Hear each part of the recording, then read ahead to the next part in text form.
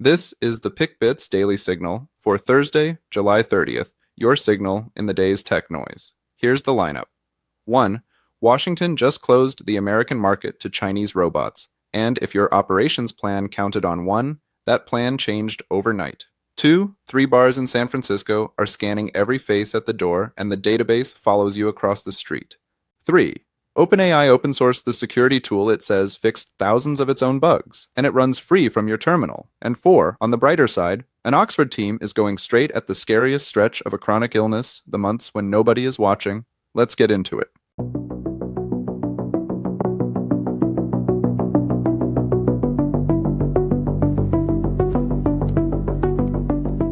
This is the PickBits Daily Signal. Story 1. 2 Chinese companies, Unitree and Agabot, shipped 2/3 of the world's humanoid robots last year. As of yesterday, neither one can sell a new machine into the United States. The Federal Communications Commission added humanoid robots and 4-legged robot dogs to its barred import list, the same list it once used to wall out Huawei. This isn't a tariff you pay around. It's a hard block on new versions. And we watched this one coming all summer, from a House vote on curbs to a steady squeeze on Chinese AI models. So here's the reason they gave. The Federal Communications Commission is concerned these devices could be leveraged by bad actors to conduct surveillance on Americans or even be remotely controlled. That surveillance worry is the whole legal hook the ban hangs on.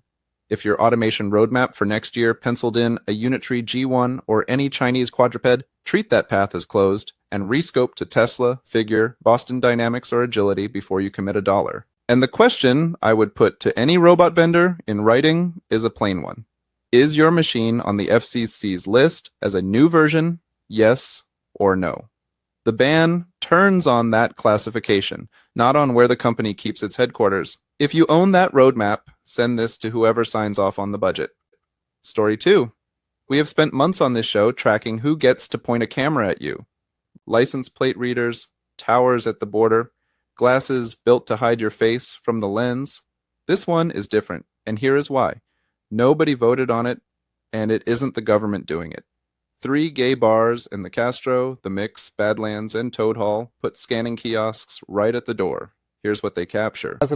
Found that bars including Mix, Badlands, and Toad Hall used ID scanning kiosks operated by Patron Scan.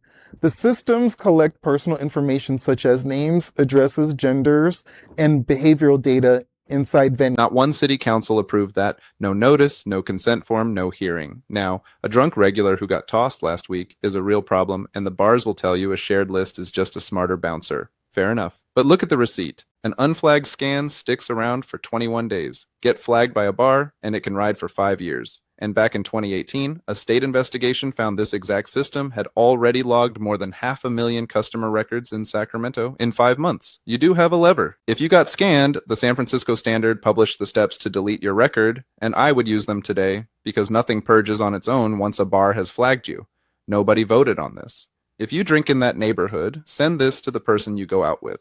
Story 3. If you own a code base, look hard at what OpenAI put out yesterday. They open-sourced Codex Security CLI, the same tool they ran internally under the name Aardvark, and it is free. It is Apache licensed, and it installs right from your terminal. What it does is the unglamorous gold.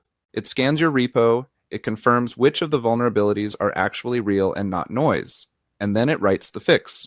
OpenAI says this thing had already patched more than 3,000 critical bugs inside the company by April. That is their number, not a measured one, so hold it loosely. It slots into your build pipeline, and it puts OpenAI straight up against Anthropic's security tool. Now the catch, because there's always one, it is beta, it wants a recent node, and Python and an AI that rewrites your source code is its own kind of supply chain risk. You have just handed an outside model read and write access to everything you ship. So don't wire it into production on faith. What I would actually do this week is run it on one repo that doesn't matter, gate every automatic fix behind a human set of eyes, and diff what it finds against whatever scanner you already pay for.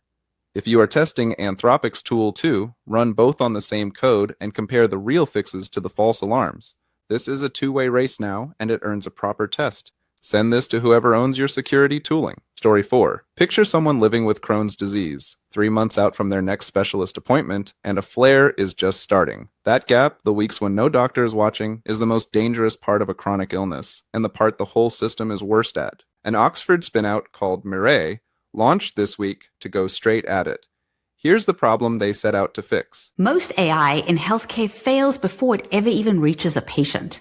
Not because the technology can't do the job, but because nobody really translated it into something a clinician could actually use. Their whole bet is to take the messy texts and symptom notes a patient sends between visits and turn them into a clean, structured picture a specialist can read in seconds. It is built on Oxford's Health Informatics Lab, led by Professor David Clifton, and it starts with inflammatory bowel disease, where the flares are unpredictable and the medication calls are genuinely hard. Now, the honest part, this is a launch, not a result. It is a team and $5.4 million in funding and a promise of fewer avoidable hospital stays. And that promise is exactly the number to hold them to, because we have watched clinical AI ace tidy simulated cases and then stumble on real, forgetful, complicated patients. So follow this one. The moment it gets real is when Mirai can show that a text sent from a couch actually reached a specialist and changed a call. If you love someone living with something like this, send it their way. That's the signal. I'll see you tomorrow.